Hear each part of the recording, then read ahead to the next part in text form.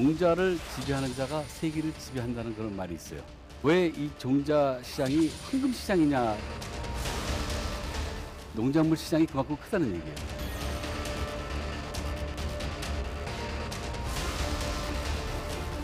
우리가 OECD 국가 중에서 제일 밑입니다. 선진국이 되려면은 종자 강국이 돼야 돼요. 이 종자 강국으로 가기 위해서 또 뭘 해야 될 것인가? 한지학 박사의 이야기를 들어보자.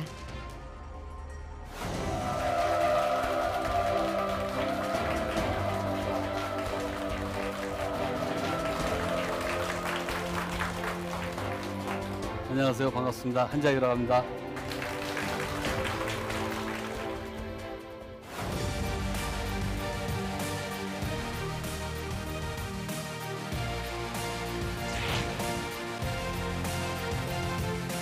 저는 그 종자를 연구를 해서 신품종을 개발한 사람입니다. 또 하나 이 신품종을 개발하려는 사람들한테 여러 가지 정보나 중요한 그 도구를 줄 수 있는 그런 사람입니다.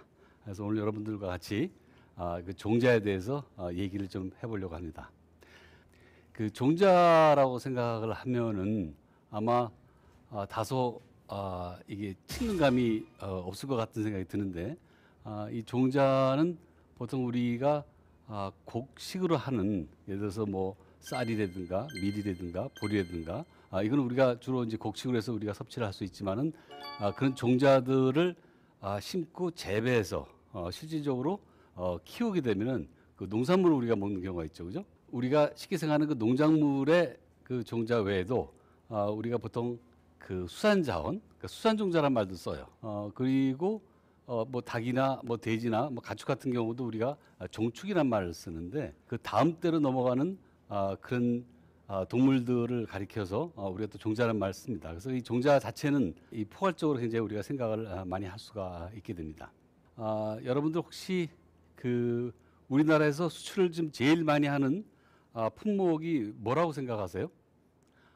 물론 뭐 자동차도 있고 철강도 있고 조선도 있고 여러 가지가 있습니다만 뭐라고 생각하십니까?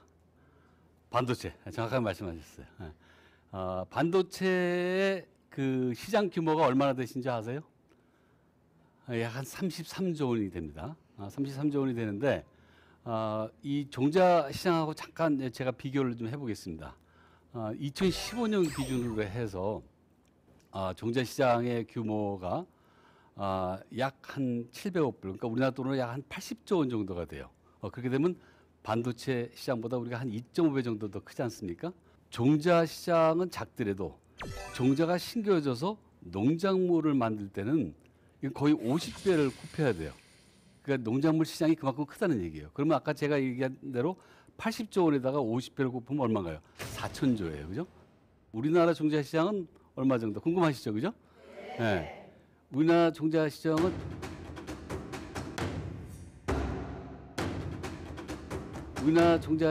전체 종자 시장의 약 한 1% 정도밖에 되질 않습니다.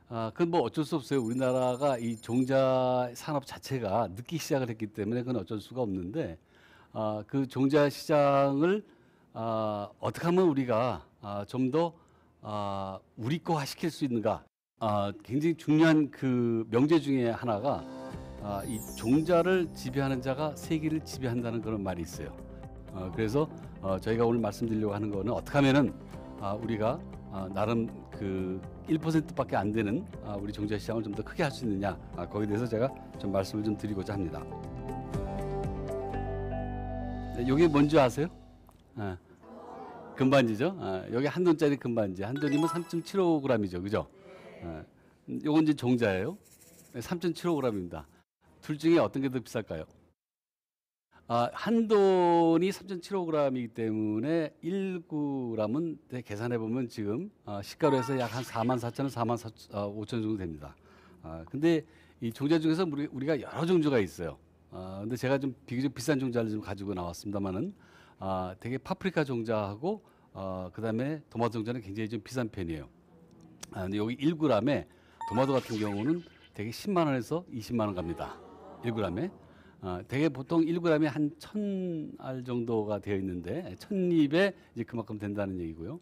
파프리카 종자는 그보다 좀 더 비싸요. 어떤 거는 뭐 15만 원서부터 시작했고 20만 원 훨씬 넘는 게 있어요. 비싼 종자는 그렇게 굉장히 비싸고 결국 이제 금보다 더 비싸다. 이렇게 말씀드릴 수 있겠습니다.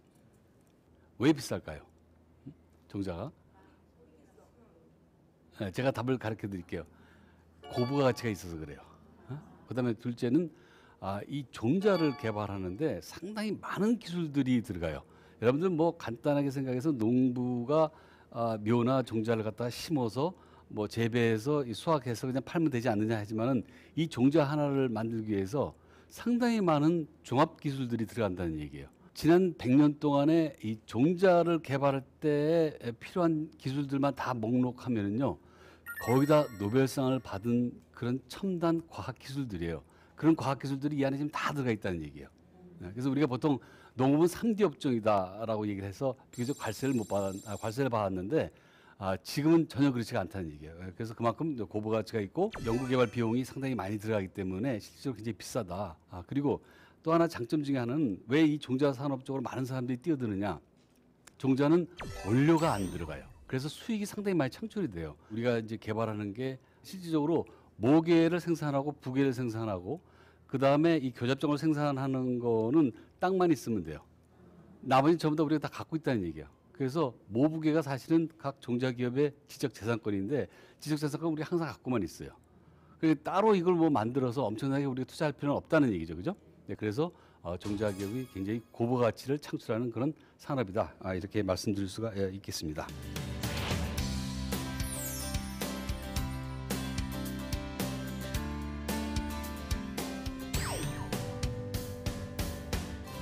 예, 아까 제가 종자를 지배하는 자가 세계를 지배한다고 말씀하셨잖아요. 이 종자가 중요하다는 거를 알기 시작한 이후에 각 국가마다 종자를 보호하는 정책을 많이 만들기 시작을 했어요.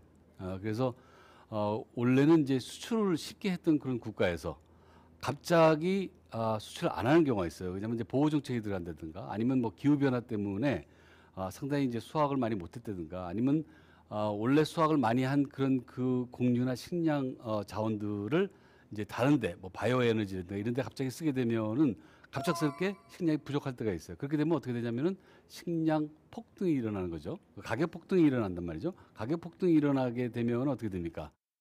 그렇게 되면은 모든 사회 전반적인 모든 그런 그 가격들이 물건에 대한 가격들이 다 오를 수밖에 없는 거죠.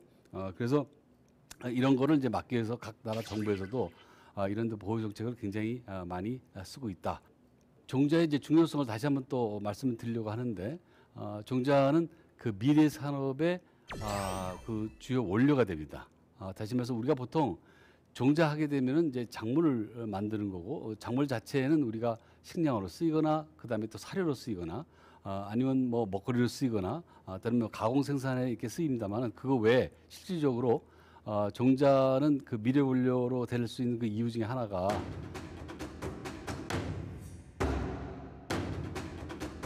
실질적으로 그 이 신약이라든가 의학 쪽으로 가는 그런 종자들이 굉장히 많아요. 그래서 여러분 혹시 그 타미플루라는 걸 들어보셨어요? 네, 우리가 그 신종플루의 그 독감 치료약으로 타미플루가 있는데 그거는 중국에 있는 특정한 식물체인 팔각향에서 추출을 한 거죠, 그죠? 그리고 그 아스피린도 실질적으로는 이제 그 버드나무에서 이제 추출한 건데 그게 살리시릭 엑시드라고 해서 일종의 산입니다. 그 화학 물질을 이용해서 우리가 그 아스피린을 만들었죠. 뭐 이렇게 실질적으로 그 의학이나 제약에서 상당히 쓸 수 있는 그런 주요한 그런 물질들을 많이 우리가 얻을 수가 있는데 식물은요 재미나는 거는 심어놓으면 도망을 못 가죠, 그죠?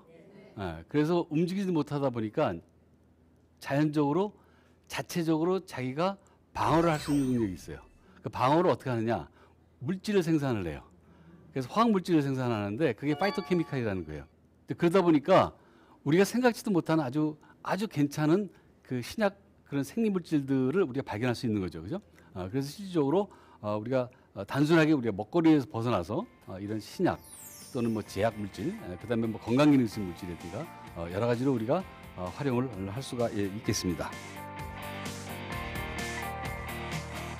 자, 제가 조금 전에 이렇게 그 종자가 굉장히 중요하다라고 말씀드렸고 종자를 통해서 우리가 강국이 만약에 된다 그러면 세계를 지배할 수 있다 이런 말씀을 드렸는데 그러면 우리나라 현실은 어떻게 했느냐? 여러분 혹시 그 식량 자급률이라는 걸 혹시 들어보셨습니까? 많이 아시네요. 이 식량 자급률은 우리가 우리 먹거리를 얼마큼 생산하는 그 율이죠, 그죠? 그 얼마큼 우리가 생산을 많이 했느냐 이제 그런데 실질적으로 우리가 농업 국가였기 때문에 1960년대 70년대까지는 거의 한 식량 자급률이 80%까지 됐었어요. 그런데 우리가 이제 그 중화학 육성을 한다, 뭐 제조업 육성한다 그래가지고 농업이 3D 업적으로 이제 빠져나가고 그러다 보니까 우리가 한때 상당히 그 자급률이 떨어졌고 지금에 와서는 평균적으로 지난 수년 동안에 50%를 조금 밑들고 있어요. 자, 그럼 우리나라의 식량 자급률 50%다, 50%안 된다. 그러면 나머지는 어떻게 해야 돼요? 수입을 해야 되죠, 그죠? 상당히 많은 양을 우리가 수입을 지금 하고 있어요, 실질적으로. 공유 자급률이라는 말도 있습니다. 공유 관련되는 자급률은 그보다 훨씬 더 떨어져요. 그러니까 지금은 공유 자급률이 약 한 23%밖에 되지 않습니다. 근데 그게 왜 그렇게 많이 줄었냐면은 실제로 우리가 상당히 많은 양의 공유를 우리가 수입을 해요. 뭐 때문에? 사료용 때문에 수입을 하게 됩니다. 그죠? 우리나라는 이 많은 가축을 먹여 살릴 수 있는 사료가 없어요. 그리고 그만큼을 또 재배도 못 합니다, 우리나라에서는. 그래서 무조건 그 수입을 해야 돼요. 그래서 주로 옥수수하고 콩을 상당히 많이 지금 수입을 하고 있는데 1년에 우리가 한 1,000만 톤 정도를 수입을 합니다. 굉장히 많은 양이죠. 1,000만 톤 정도의 가격이 얼마냐 하게 되면은 약 한 2조 4천억, 2조 5천억 정도가 돼요. 근데 재미나는 거는 우리나라의 1년에 농산물 생산량, 특히 화훼작물, 원예작물, 그다음에 곡류의 생산량이 1년에 약 한 21조 정도가 됩니다. 그다음에 여러분 또 하나 종자 자급률이라는 걸 들어보셨어요? 뭐 비슷한 맥락입니다. 다시 말하면은 우리가 뭐 과일도 그렇고 채소도 그렇고 또는 뭐 곡류도 마찬가지고 우리가 종자를 얼마큼 우리가 자급을 할 수 있느냐인데 실질적으로 그 과일이나 또 채소는 20% 미만입니다. 좀 심각하죠, 그죠? 그러니까 아까 식량 자급률, 그다음에 곡류 자급률보다도 훨씬 더 미치라는 얘기예요. 물론 그건 평균치고 작물마다 다 달라요. 예를 들어서 뭐 우리가 그 양배추 같은 거는 뭐 상당히 높습니다. 거의 한 97% 우리가 작업을 하고요. 혹시 여러분 그 양파는 몇 퍼센트 우리가 작업을 한 줄 아세요? 양파 여러분들 즐겨 먹는 아주 몸에 좋은 양파 20%예요. 그 80%는 전부 다 일본산이에요. 대부분은 그 일본에서 우리가 전부 다 수입을 해요. 그리고 여러분 혹시 그거 아세요? 그 제주도에 있는 그 감귤도 뭐 거의 95% 이상은 일본의 묘를 가져와서 우리가 여기서 경작을 해가지고 감귤을 생산하는 거예요. 물론 그 와중에 우리나라에서도 포도, 배도 그렇고 사과도 그렇고 감귤도 그렇고 육성을 지금 다 하고 있어요. 그럼 언젠가는 수입 대체를 해서 육성을 다 하고 있는데 현재는 그렇다는 얘기예요. 우리나라가 왜 시장을 좀 1%밖에 장악을 못 하고 있느냐라고 하면은 사실 엄밀히 따진다면 우리가 종자를 육성하는 그 역사가 굉장히 짧아요. 여러분도 혹시 그 우장충 박사라고 아세요? 네, 우장충 박사가 뭐 하신 분이죠? 시험 누수하고는 약간 관련이 있어요. 그 자기 친구가 일본에서 시험 누수박을 개발한 거를 이제 가져와서 이제 우리나라에 이제 퍼뜨렸는데 실질적으로 우장충 박사님이 1950년에 우리나라에 와서 정말 육종의 진수를 가르쳐 주셨어요. 근데 1959년에 돌아가셨습니다. 그 9년 동안에 우리나라에서는 정말 최고의 육종 기술을 우리가 배웠어요. 그래서 육종 그 역사가 우리가 굉장히 짧습니다. 짧기 때문에 실질적으로 산업이 굉장히 작을 수밖에 없는 거예요. 그죠? OECD 국가에서 우리가 실질적으로 상당히 작은 규모의 시장을 갖고 있어도 실질적으로 우리가 지금 자랑할 수 있는 거는 뭐냐? 굉장히 좋은 육종 기술을 가지고 있고 그다음에 굉장히 좋은 육종 인력들을 가지고 있다. 이렇게 말씀을 좀 드릴 수 있겠습니다. 다시 말해서 육종 기술이라든가 또 육종 인력들 이런 것만 잘 좀 갖춰서 가기만 하면은 나름 1%에서 상당히 높은 퍼센테이지를 우리가 장악을 해야 된다. 그런데 이제 문제점 중에 몇 가지가 실질적으로 이제 아까도 제가 말씀드렸다시피 그 수입을 우리가 많이 해야 되는 입장이잖아요, 그죠? 그럼 뭘 내야 되냐면 이제 로열티를 많이 내야 돼요. 로열티가 생각보다는 조금 심각합니다. 한 2006년에서 2015년까지 우리가 실질적으로 이제 그 종자값을 지불하면서 냈던 그 로열티가 약 한 1,450억 정도가 돼요. 같은 기간에 우리가 우리 종자를 팔아서 받은 로열티는 한 9억 한 5, 6천밖에 되지 않습니다. 그러니까 우리가 상당히 많은 종자를 지금 어쩔 수 없이 수입을 좀 하고 있고 거기에 대한 로열티가 계속해서 지금 내야 되는 그런 지금 썩 그렇게 좋지 않은 그런 상황에 있죠. 그리고 또 하나 문제는 이 종자는 제대로 품종을 하나 만드는 시간이 많이 걸려요. 그래서 대개 짧으면 5년, 좀 길면 10년. 그렇기 때문에 사실은 모든 이 종자와 관련되는 종자를 개발하는 모든 그 인프라 자체가 썩 그렇게 좋은 상황은 아니죠. 근데 그건 뭐 우리만 나쁜 건 아니고 다 마찬가지니까 그걸 이제 극복을 해야 되겠죠. 우리가 이제 반전에 대한 얘기를 제가 잠깐 말씀을 좀 드릴게요. 여러분 그 딸기 좋아하시죠? 지난 5월달에 그 문재인 대통령이 그 일본에 가서 아베 총리하고 이제 정상회담을 했어요. 그런데 그때 정상회담을 할 때 그 아베 총리가 정말 고맙게도 문재인 대통령이 취임 1주년을 축하하는 측면에서 이제 그 케이크를 하나 이제 보내놨는데 그 케이크 위에 이제 딸기가 있었어요. 그래서 그거는 뭐 일본 딸기가 워낙에 맛있기 때문에 그분이 이제 그렇게 해서 선사를 했는데 이제 우리 같은 사람은 이제 보는 눈이 조금 달라요. 저 사람이 왜 저 딸기 케이크를 줬을까? 수많은 케이크 중에서. 근데 여러분 혹시 기억하실지 모르겠습니다만 올 초에 우리가 그 평창 그 동계올림픽을 할 때 그 일본의 그 컬링 선수들이 그 간식을 먹으면서 한국 딸기를 먹었어요. 그리고 뭐라고 얘기했냐면, 오, 한국 딸기 되게 맛있네? 그죠? 근데 그게 이제 그 갑자기 소문이 나서 그 일본 언론에 쫙 퍼졌어요. 그래서 일본 언론은 뭐라고 하냐면, 이거는 한국 딸기가 아니고 일본에서 그 유출돼서 가져간 그 딸기다라는 말을 했고, 그 사실 팩트를 제가 말씀드릴게요. 그거는 실질적으로 한국 딸기예요. 한국 딸기고 과거에 우리가 일본 품종을 가져온 건 그 사실이에요. 2000년 이전까지는 우리나라에 딸기 품종이 거의 없었어요. 변변치 않았어요. 2000년 이전까지는. 근데 우리나라 농가에서 일본 품종을 가져와 가지고 그게 영양 번식을 하기 때문에 대량으로 생산을 할 수 있거든요. 그렇게 해서 우리나라에서 한꺼번에 일본 좋은 품종을 생산해서 팔다가 그거를 일본으로 수출을 했어요. 일본 사람들이 뭐 어떻게 생각했었냐면, 이것 봐라. 한국은 딸기 육수하는 사람도 없는데 어떻게 이렇게 좋은 딸기를 만들어내지? 그래서 DNA를 싹 조사를 했어요.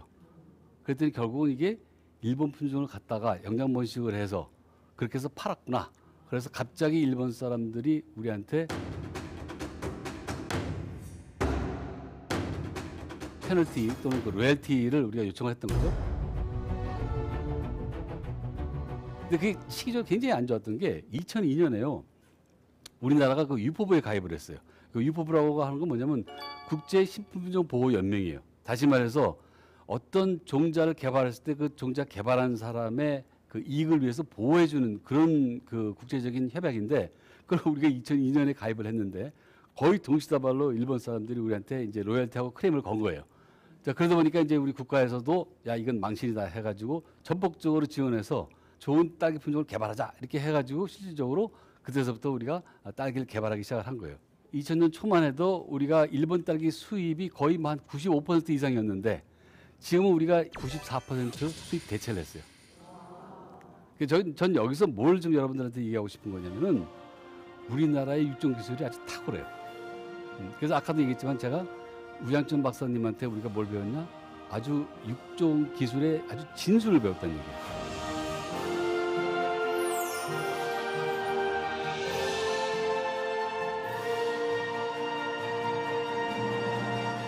지금부터는 이제 도마도 얘기를 좀 하겠습니다. 여러분들한테 이제 도마도를 좀 나눠드리겠습니다. 한번 시식을 해보시고 우리 도마도가 얼마나 맛있는지 한번 잘 느껴보시기 바랍니다.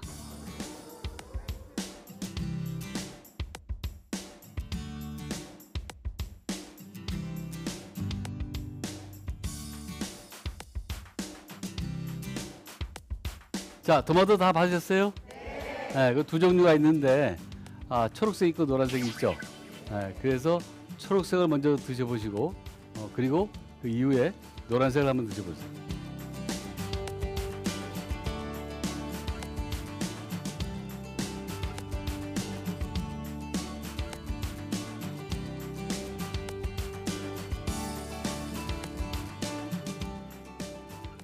저 초록색 다 드셨고 또 노란색 다 드셨죠? 네. 맛이 서로 다르죠, 그죠? 네. 어떤 게 더 맛있어요?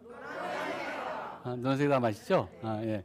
그 노란 도마도하고 초록색 도마도 드셨는데 맛의 차이를 한번 말씀해 주시죠. 초록색 토마토는요 밋밋해가지고 맛이 없고 노란색은 좀 새콤한 맛이 약간 있으면서 달콤해가지고 내가 먹어보던 입맛에 맞는 토마토였어요. 예, 고맙습니다. 예. 자, 여러분들 다 똑같이 느끼셨습니까? 네, 예, 고맙습니다. 초록색은 유럽산입니다. 그리고 노란색은 우리나라의 대표 품종인 대추 토마토예요. 그래서 우리나라 품종이 굉장히 맛있습니다. 특히 이 시기에 수확하는 이 토마토가 당도가 굉장히 높아요. 그래서 굉장히 맛있을 겁니다. 근데 이것도 재미나는 거는 2000년 전에는 우리나라 품종이 거의 없었어요. 토마토는 크게 두 가지로 나누는데 하나는 우리가 조금 전에 먹었던 그런 방울토마토 계열이 있고 또 하나는 이제 굉장히 큰 토마토가 있습니다. 그래서 우리가 그걸 대과종 또는 완숙용이라고 하는데 그런 큰 토마토는 주로 유럽하고 일본에서 우리가 수입을 하고 그리고 이 방울토마토도 거의 전적으로 일본에서 수입을 했었어요. 그런데 2000년서부터 시작을 해가지고 몇몇 종자 기업들이 토마토 육성을 이제 시작을 해서 지금 여러분들이 드신 것 같은 그런 맛있는 토마토를 지금 개발을 했어요. 자, 그래서 제가 아까 뭐 딸기도 예를 들고 그 다음에 토마토도 여러분 뭐 시식을 해봤습니다만은 이제 가장 중요한 단어를 제가 한 가지 말씀을 좀 드리겠습니다.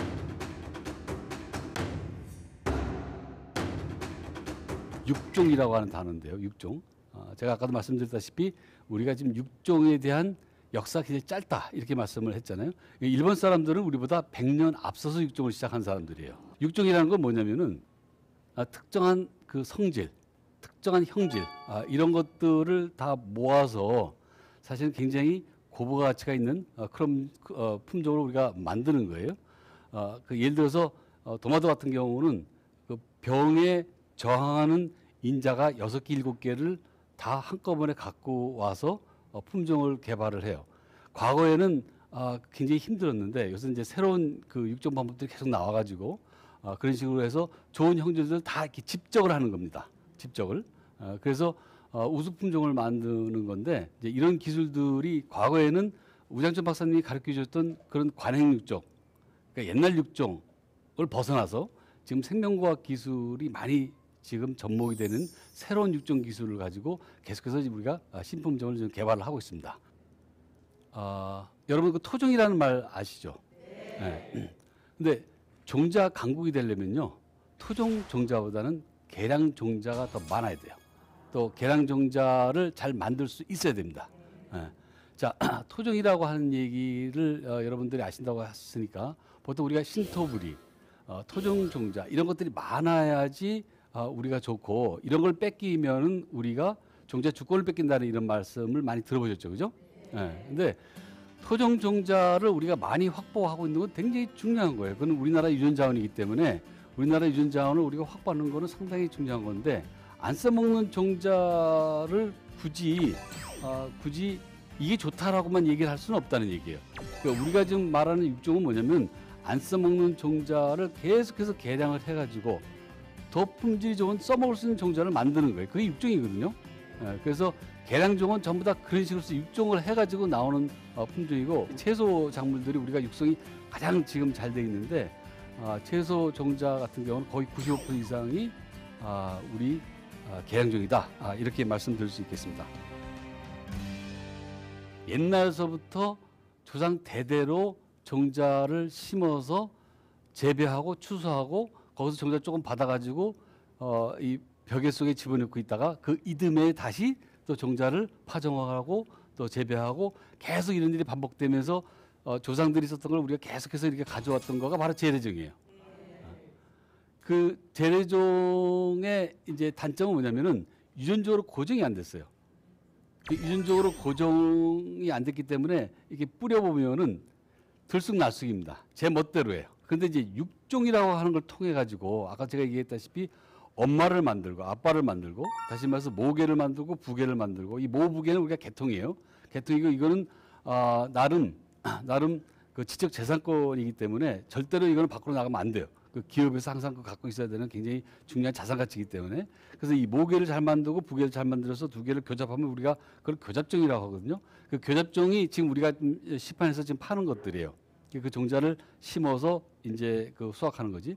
그래서 이제 그럴 경우 이 교잡종들은 유전적으로 두 개가 고정된 것들을 교배하기 때문에 이 밑에 그 교잡종들은 유전적으로 똑같아요. 그래서 전부 다 심으면은 모양이 똑같습니다.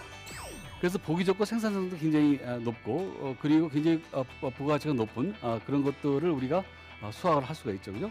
그래서 이제 그게 바로 육종의 묘미예요. 자, 그럼 제가 여러분들한테 한번 질문 한번 해볼까요? 고추, 배추, 무, 이 세 개의 공통 분모가 뭘까요? 김장재료 맞습니다. 그 다른 말로 뭐라고 표현하죠? 김치. 예. 우리가요, 우리가 본능적으로 종자를 개발할 때 이 무하고 고추하고 배추는 이 김치 문화잖아요, 그죠? 김치 재료가 되잖아요. 그래서 본능적으로 저희들이 굉장히 잘했어요. 그리고 우장준 박사님도 오셔서 무하고 배추 육성을 또 가르쳐 주셨고, 그래서 굉장히 우리가 잘했거든요.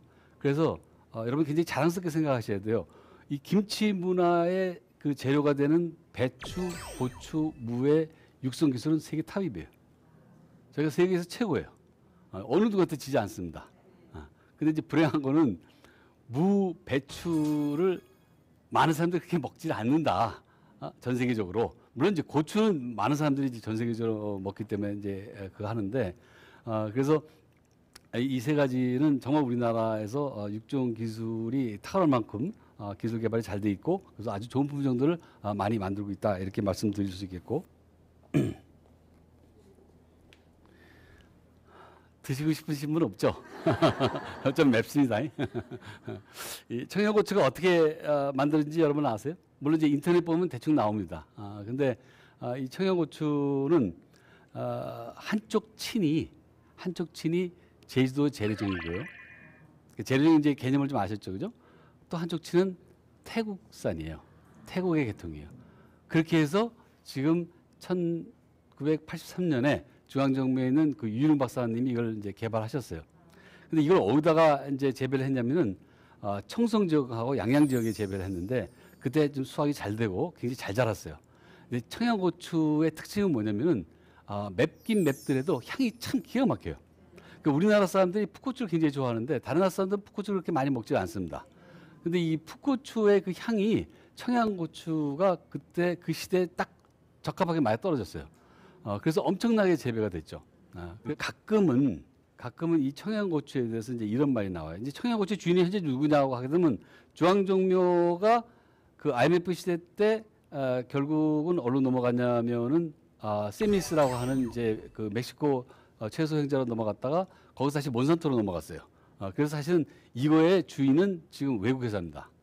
그래서 이제 신문지상이 가끔 뭐라고 나오냐면 우리가 만든 이 귀한 우리 종자를 전부 뺏겼다. 이렇게 말씀드릴 수가 있는데 제가 이제 거기에 대한 그 오해를 잠깐 제가 이제 불식시키기 위해서 이런 말씀 좀 드릴게요. 83년도에 이거를 만들었으면요. 품종 출원을 해가지고 품종을 등록하잖아요, 우리나라에. 그렇게 되면은 20년 정도의 그 보호 기간이 있어요. 그 지나면 다 끝나는 겁니다. 이게 벌써 끝났어요. 첫 번째는 그거고, 두 번째는 그 당시에 만든 청양고추보다 우리나라 육성가들이 훨씬 더 맛있는 고추를 다 많이 만들어냈어요. 별로 의미가 없어요. 그러니까 지금 청양고추라고 해서 우리가 사는 게 이게 오리지널 청양고추인지 아니면 그 이후에 만든 청양고추인지. 그러니까 청양고추라는 자체가 이제 브랜드가 돼 있고 풋고추의 대명사니까. 그래서 지금 그런 쪽으로 따진다고 하면 실제 신문지상에서 많이 나오고 또 방송에서 많이 나온 거 우리 주권을 다 잃어버렸다 하는 거는 맞지 않는다는 얘기예요. 전혀 우리가 신경 쓸 필요는 없다. 이렇게 말씀을 좀 드릴 수가 있겠고요. 자, 여러분 아까 제가 그 토종 종자에 대해서 말씀을 좀 드렸죠, 그죠? 네, 그 토종 종자는 결국 이제 우리가 가지고 있는 종자인데 우리가 신품종을 개발하려면은 유전 자원이 있어야 돼요. 그 유전 자원은 우리나라에 있는 토종 종자도 되고, 그 다음에 또 외국에 있는 다른 외국 유전 자원도 다 됩니다. 그래서 우리가 외국에 있는 유전 자원을 가져와서 그래서 우리나라에서 실질적으로 여기서 육성을 통해 가지고 새로운 신품종을 만들 수가 있는데 그 유전 자원이라고 하는 자체가 굉장히 중요하거든요. 그런데 여러분 혹시 그 라일락이라고 아시세요? 네, 라일락 그 향기가 굉장히 좋지 않습니까, 그죠? 정향나무였어요. 정향나무인데 외국 사람이 그걸 가지고 가가지고 라일락이라고 하는 이름을 붙여서 다시 전 세계에 팔기 시작을 하고 우리나라에 역수출했어요. 결국은 이제 우리 종자인데 우리가 못 지킨 거죠, 그죠? 우리나라가 가지고 있는 좋은 그 유전 자원이 있었는데 그걸 이제 외국 사람들이 이제 가지고 가서 새로운 신품종을 개발해서 상당히 많은 그 돈을 벌었다. 그만큼 그 사람들은 종자 쪽에 육성을 통해서 산업을 많이 일으켰다 이렇게 볼 수 있고 우리나라 토종 유전 자원도 중요하고 또 외국에 있는 유전자도 중요하고 그리고 육종 기술도 중요하고 그래서 이런 걸 다 엮어서 우리가 실적으로 종자 강국이 될 수 있느냐 그래서 우리가 황금 씨앗을 만들 수 있느냐 이런 측면에서 우리가 많은 고민을 해야 되는데 실적으로 이제 국가에서도 이런 문제를 굉장히 중요하게 생각을 해서 사실은 그 상당히 많은 그 지원을 현재 하고 있어요. 자 그렇다면 우리가 이 종자 강국이 되기 위해서 우리가 황금 씨앗을 만들기 위해서 우리가 과연 뭘 어떻게 해야 될 것이냐 거기에 대해서 오늘 제가 잠깐 말씀을 드리겠습니다. 제가 준비한 그 성공의 테이블 첫 번째를 한번 열어보겠습니다. 굉장히 궁금하시죠? 자, 뭐라고 썼을까요? 네, 유전자원 뱅크. 자, 뱅크가 뭐죠? 은행, 은행이죠, 그죠? 뱅크는 사실 많은 것을 이렇게 모아놨다라는 이제 그런 건데 유전 자원을 많이 모아놨다는 얘기입니다. 그래서 유전 자원이 많이 필요하다는 얘기고요, 실적으로. 그다음에 유전 자원의 정보가 많이 필요하다는 얘기입니다. 그래서 제가 아까도 해외 유전자 얘기했고 또 국내 유전 자원 얘기했잖아요. 우리 토종이 우리 유전 자원이고 해외에 있는 유전 자원도 가져와서 우리가 쓰면은 우리 유전 자원이 되는 거죠. 그 유전 자원이 얼마큼 중요하다라는 거에서 한 예를 든다면은 미국에서는 그 콩 유전 자원 센터가 있어요. 거기에 약 한 2만 점 정도의 콩 유전 자원이 있습니다. 그러니까 서로 다른 콩이 2만 점이 있는 거예요. 굉장히 재미나는 거는 그 사람들이 20세기 초서부터 지금까지 수거한 그 콩 중에서 우리나라 재래종이 3,500점이 있어요. 놀라셨죠? 우리는 안 갖고 있습니다.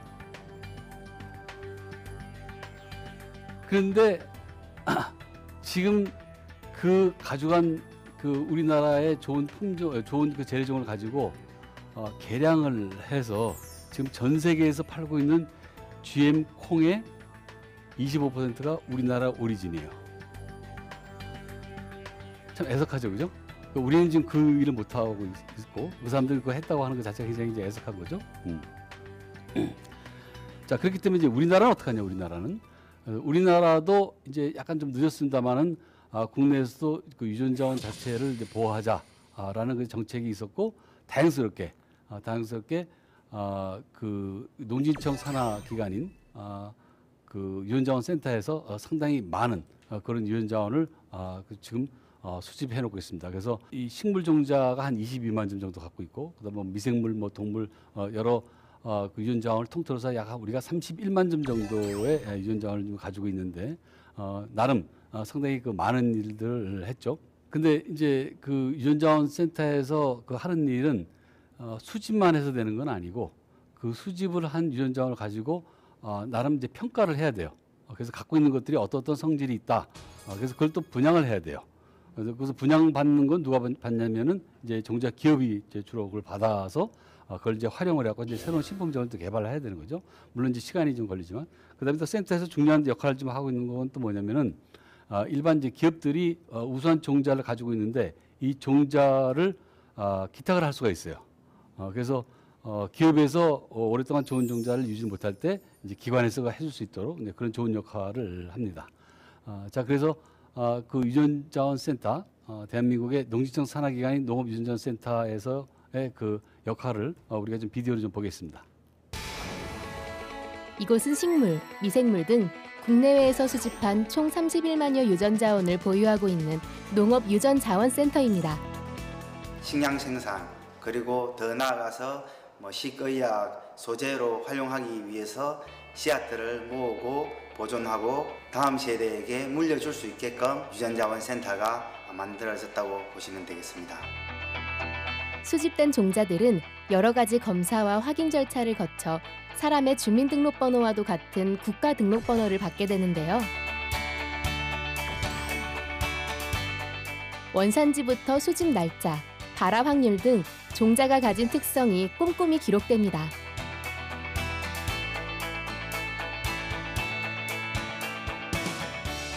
그리고 종자들은 활용 목적에 따라 다시 한번 분류되어 보관되는데요. 기업이나 농가에 분양될 종자, 통에 담겨 중기 저장고로 갈 종자, 장기 보관될 종자로 구분합니다.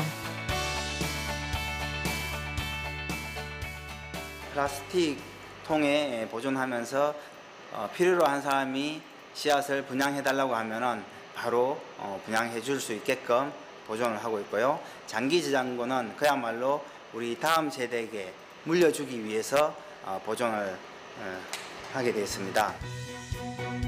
중기 저장고의 종자 보관 기간은 30년. 이곳에 보관된 종자는 연구 목적의 신청자가 있을 때 분양되는데요. 종자를 잘 보존하기 위해서는 저장고의 온도와 습도를 일정하게 유지할 필요가 있습니다. 이렇게 중요한 유전자원을 잘 보존하기 위해서는 지진에 대비하기 위해서 리히터 규모 7에서도 견딜 수 있게끔 내진 설계를 갖추고 있고요. 또한 외부의 온도와 습도가 안쪽으로 영향을 미치지 않도록 벽도 거의 70cm 정도 되는 두께로 3중으로 만들어져 있습니다. 장기 저장고로 들어가는 종자는 다음 세대를 위해 100년 동안 보관되는데요. 그런 이유로 출입이 엄격히 제한되고 모든 작업은 기계가 도맡아 합니다. 단 1도의 온도, 1%의 습도 변화도 없도록 제어 시스템으로 철저하게 제어하죠. 또한 종자의 특성을 파악하기 위해 직접 길러 생장 과정을 지켜보고 기록하기도 합니다. 다음 세대의 소중한 유전자원을 전하는 농업유전자원센터. 오늘도 수백 년 후의 미래를 준비하고 있습니다. 이 종자 강국으로 가기 위해서 또 황금 씨앗을 얻기 위해서 우리가 또 뭘 해야 될 것인가, 그 두 번째 테이블을 공개를 하겠습니다.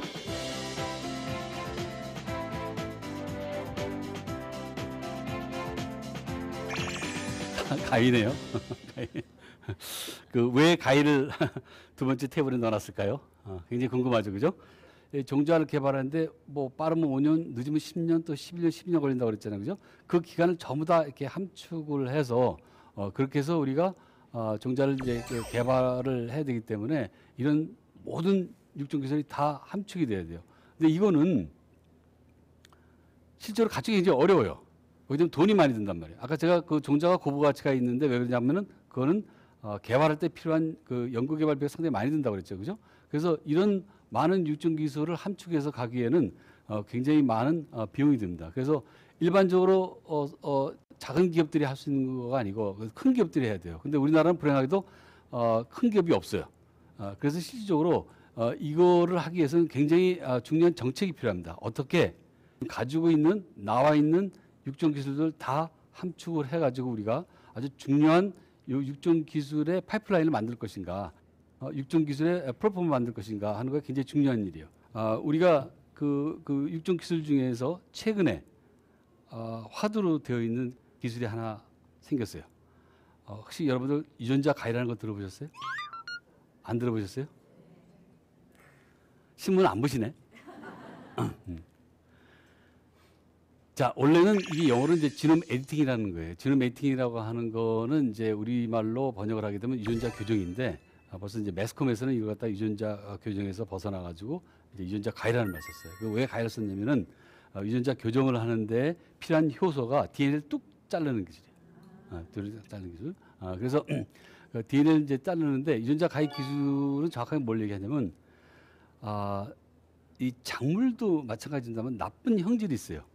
우리가 새로운 신품종을 만들 때 계속 교배를 많이 하는데 나쁜 형질이 항상 쫓아가는 경우가 있어요. 이제 그런 걸 우리가 없앨 수 있는 방법 잘라버리면 되거든요, 그죠? 간단하게 이제 그런 거를 할 수 있는 거가 바로 유전자 가입 기술이에요. 정확하게 왜냐면 우리가 유전체 정보가 되게 많거든요. 지금 모든 작물에 대한 유전체 정보는 다 우리가 구할 수가 있어요. 근데 모든 작물에 대한 유전체 정보를 다 이제 우리가 얻을 수 있기 때문에 여기서 정확하게 어떤 유전자의 어떤 부위를 우리가 자르면은 나쁜 형질이 없을 수가 있다는 걸 우리가 알아요. 자, 그래서 그 유전자 가위가 최근에 나왔는데 굉장히 이제 각광을 받고 있거든요. 크게 이제 두 가지로 각광을 받고 있어요.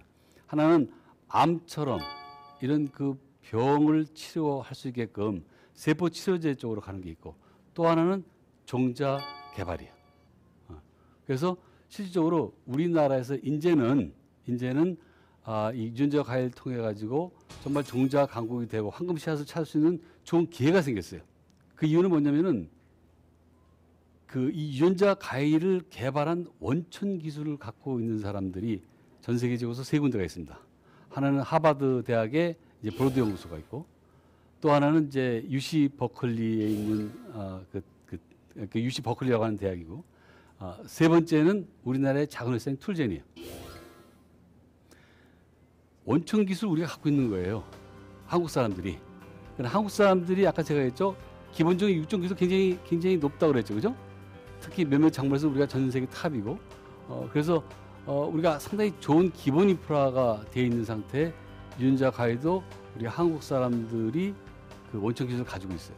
자, 그렇기 때문에 실질적으로 우리가 종자 강국이 될 수 있는 아주 절호의 기회예요. 그래서 사실은 그 유전자 가위가 두 번째 테이블에서 나온 겁니다. 그 종자 강국이 되기 위해서, 그다음에 우리가 황금 씨앗을 만들기 위해서 우리가 어떻게 해야 될 것인가, 세 번째 테이블을 열어보겠습니다.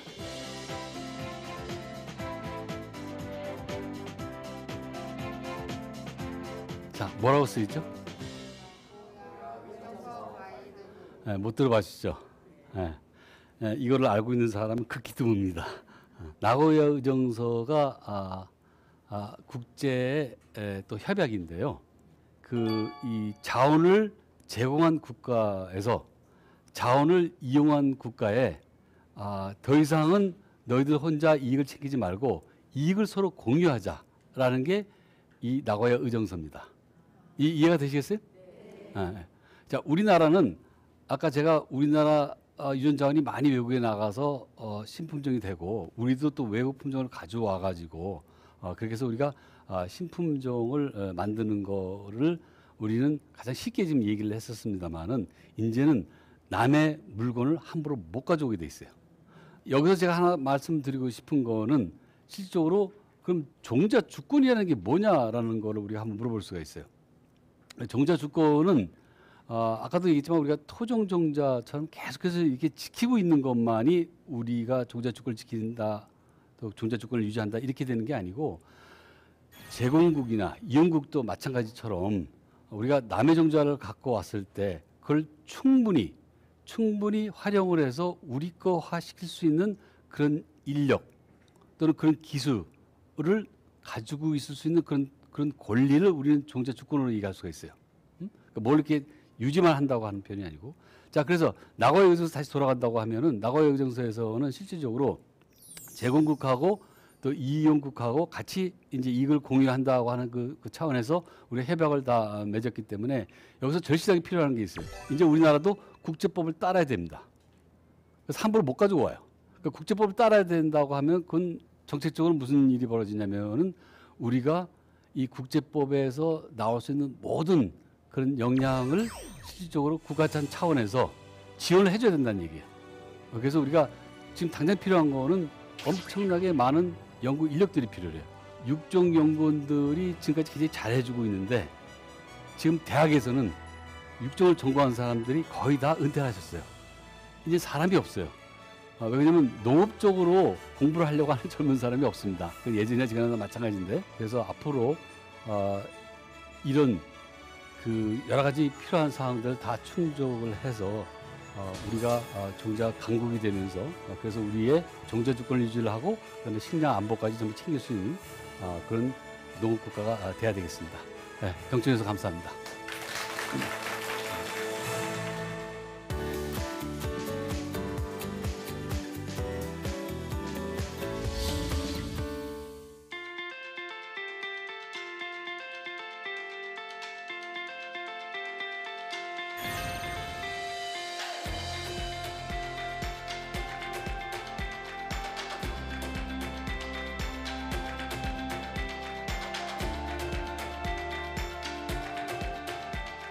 질문을 한번 선정을 해보겠습니다. 예, 지금 제가 질문을 읽겠습니다. 자, 200년 전 없었던 새로운 종자가 많이 생겼는데 향후 200년 후에 없어질 것 같은 종자는 무엇이 있을까요? 어느 분이 질문하셨습니까? 예. 아까 조선시대 때 야채를 설명하시면서 이게 이제 현재 야채와는 또 다르다고 말씀을 하셨는데 그러면은 이제는 200년 후에는 어떤 종자가 사라질지에 대해서 갑자기 궁금증이 생겨서 이렇게 질문했습니다. 예. 아주 좋으신 질문이에요. 200년 전에 여러 작물들이 있었는데 그 작물들이 상당히 많이 달라졌다. 우리 지금 달라진 걸 본 거예요. 이제 그 개량을 했잖아요, 그죠? 이건 개량종을 보는 거지. 그 품목 자체가 없어진 건 아니에요. 그러니까 예를 들어서 그 당시에 뭐 수박이 있었고 무가 있었고 배추가 있었으면 지금도 수박, 무, 배추가 있을 테고 향후 200년 뒤에도 있을 거예요. 단지 품종은 사라질 확률이 많아요. 이제 제가 왜 이 말씀을 드리냐면은 보통 종자기업에서 종자기업도 계속 이제 경쟁을 하잖아요, 그죠? 새로운 걸 계속 만들기 위해서 새로운 개량종을 계속 만들어내니까. 근데 평균적으로 이 품종의 수명이 5년을 못 갑니다. 그러니까 우리가 신나게 돈을 붓고 연구개발을 해서 물건을 만들었지만은 이게 독보적으로 가지 않는 품종일 경우라면은 계속해서 경쟁에 의해서 사라져요. 그래서 평균 수명이 5년이에요. 그렇기 때문에 품종은 없어질 확률이 있어도 그 품목은 안 없어질 것이다라는 거가 이제 제 개인적인 생각이에요. 박사님께서는 이 일을 왜 시작하게 되셨는지 어떤 계기가 있으셨는지 궁금합니다. 그런데 그 계기가 있었던 거는 제가 미국의 이제 모 대학에서 연구를 하면서 우연히 이제 종자기업하고 같이 우리가 공동 연구를 하게 됐는데 그래서 제가 종자기업을 갔었어요. 종자기업을 이제 방문해서 제가 놀란 거는 역시 미국도 이 기업이 일반 대학보다 훨씬 앞서간다는 걸 제가 배웠어요. 그리고 또 하나 제가 배운 거는 제가 무슨 일을 연구를 해서 작물을 만든다 하더라도 실질적으로 종자가 굉장히 중요하거나 왜 종자가 중요하냐면 보통 우리가 시중에서 파는 그 교잡종은 연구 대상이 되지가 않습니다. 연구 대상이 돼야 되는 거는 교잡종을 만드는 모계하고 부계, 엄마하고 아빠가 필요한 거예요.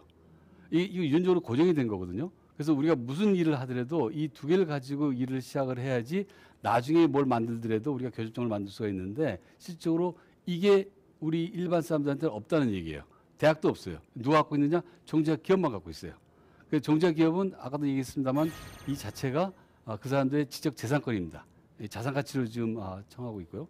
그래서 제가 이제 한국에 와서 이제 그 국가기관에서 일을 하면서 저는 어떻게 하면은 이제 종자를 많이 확보를 했으면 좋겠느냐를 골똘하게 생각을 하고 있었는데 이제 그 모 기업에 있는 그 회장님께서 지금 작고하셨습니다만은 그 회장님께서 IMF 때 종자 회사를 안 파셨어요.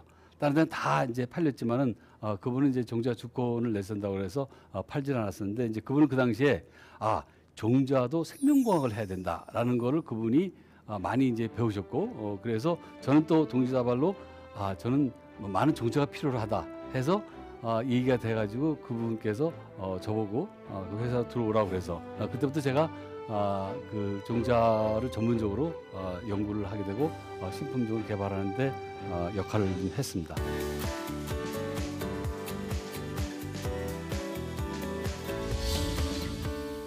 자, 여러분 오늘 장시간 저와 같이 종자 얘기를 나눴는데요. 재미있으셨어요? 네. 감사합니다. 네, 그래서 그 종자라고 하는 거가 쉽게 다가오는 그런 단어는 아니었습니다만 여러분들께서 오늘 이 시간을 통해서 그 종자의 중요성, 종자의 의미, 종자의 개념에 대해서 많이 인지해 주시기 바랍니다. 경청해 주셔서 고맙습니다.